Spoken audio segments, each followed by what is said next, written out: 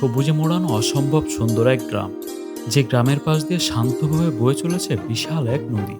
অনেক বড় নদী, যেটার এপার থেকে ওপার দেখা যায় না। নদীটা পার হলেই সুন্দরবন। আবার সেই নদী যে মিশেছে বঙ্গোপসাগরের বুকে। কি অপরূপ প্রকৃতির সৃষ্টি! যেন প্রকৃতি নিজ হাতে এঁকে রেখেছে এই গ্রামটাকে। চারদিকে সবুজের ছোঁয়া, বিস্তীর্ণ বিল জুড়ে দুলছে ধানের চারা। তো এই পাশে দেখেন যে এখন ধানের সিজন, সেহেতু পুরো এলাকা জুড়ে ধান চাষ হচ্ছে। আর সেই বিলের স্বচ্ছ পানির উপর ভেসে আছে ছোট ছোট কাঠের ঘর। যে পানি দেখা যাচ্ছে, আর এই পানির মাঝে ছোট ছোট ওই যে বাসা, ছোট ছোট ঘর এখানে ওখানে। এই দৃশ্যগুলো একদম ছবির মতো, দেখে মনে হয় অবাস্তব।